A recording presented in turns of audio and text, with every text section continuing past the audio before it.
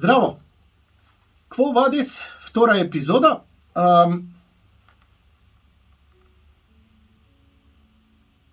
Од каде треба да ги согледаме работите, за да можеме да добиеме некоја перспектива што не очекува во иднина и како да постапиме. Она што се случува во Македонија е, како да ви кажам, едно бледо ехо она што се случува во светот.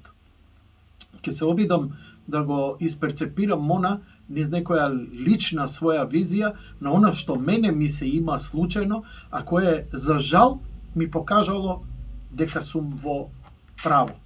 Не дека сум бил нешто попаметен, едноставно случувањата направиле така. Знаете, кога почнав ја на медиуми да се занимавам, а тоа беше и радио и телевизија, почнав прем како музичар, па дисџокеј, па радио, па телевизија и така натаму, мојата намера беше ентертейн, да ги забавувам луѓето. Ја најубаво мене ми беше у животот кога бев дисџокеј и кога ќе видев 2000 души со кренати раце, како играат, танцуваат, се радуваат. Едноставно животот ме фрлаше и ме донесе во водите каде што некој ме исперцепира и како сериозно политички, што е нонсенс. Во еден даден момент, некаде 2006-2008 година,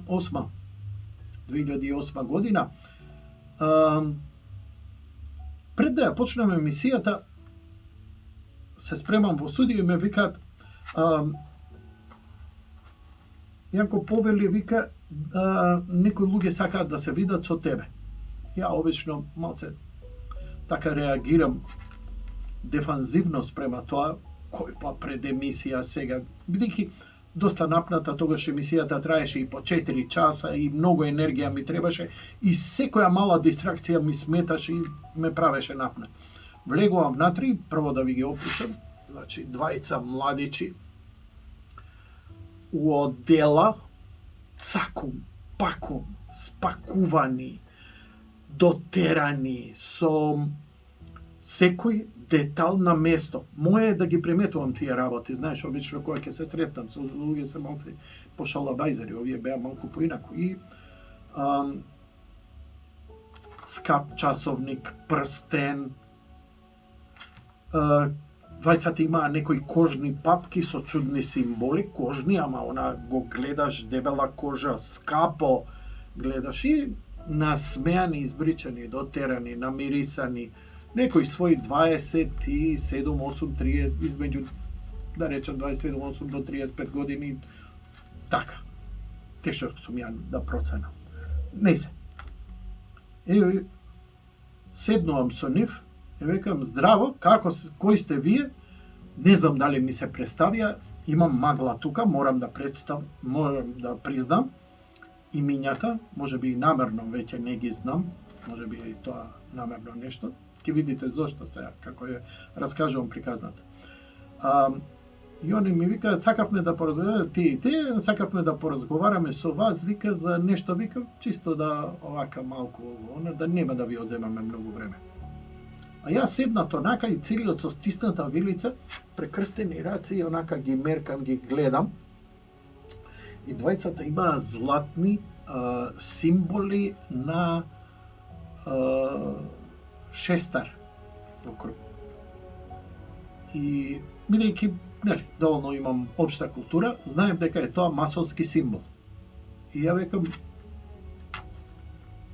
ова шо ви? А века, да, ние сме представници од масонска ложа, македонски збори, иако изгледа како американци, искрено да ти кажам, онака, знаеш, таква физиономија и она не личеа на македонци, но говореа течно македонски, беа македонци дефинитивно. Да, вика, намерно ги ставивме, вика, да знаете, вика, кои сме и шо сме, вика, дека сме од ово, она. И ја вика, многу дефанзивен став ќе имам према вас. Не, вика, ги знаеме вашите уверувања, религиозни и така натаму, сакавме само да ви информираме за неколку работи. И ја као логореичен успеам да се заќутам, и тоа е спектакуларно чудо, и они ми викаат некои работи, почнаа да ми објаснуваат што ќе се случи со Македонија. Дали се тоа годините пред годината кога се случи или пред да се случи нашето одбивање за влез на Македонија во НАТО. Или откако се случи одбивањето на влезот на Македонија во НАТО. Мислам дека откако не одбија 2008 нели на самитот во Букуреш, Будимпешта, појма немам кај беше, нели, кога беа и Бранко и Никола Груевски и кога нели беше она грците не прифаќале, као американците притискале, не прифаќале, приказки за мали деца, нели, драма и театар. И народот многу бурно реагираше. И овие дојдоа и ми раскажуваат се овие приказни и ми велат вака. Сума сумару, ова ми го рекоа. Македонија ќе го смени името. Абе, како го кажува тоа, мене бетон вака стомаков, да станам и да ги отерам и да ги избрекам. Но сваќам дека не ми кажуваат свој став, туку ми кажуваат повеќе како предвидување политичко што ќе се случува. И викам, подобро да го сослушам. Македонија ќе го смени името, Македонија ќе влезе во НАТО, Македонија никогаш нема да влезе во Европска унија. За ова вака ми се врежа како неонскиве букви вака ми се врежа.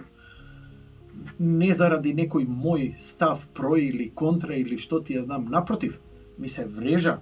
Значи, многу кој има таква визија да каже такво нешто. 2008 година збориме. И дека Македонија ќе има статус како Панама. И тука ме шокира. Веќе ми е бледа магла како станав, извинете, морам да почнам со емисија. Станав си, отидов се никогаш не ги сретнав во живот. Никогаш, не знам зошто, неколку години потполно заборавив на нив. Затоа што идеолошки ми беше многу спротивно, викам, само ова им го одговорив пред да си отидам. Знаете, викам, само да ви кажам, фала за све ова, ја ова нема да го пренесам на јавноста, нити да ја индоктринирам јавноста со ова што ми го кажавте. Вика, не, вика, уопште не го бараме тоа. Вика, сметаме дека сте личност која треба да знае каква ќе биде иднината, политичката иднина на државата.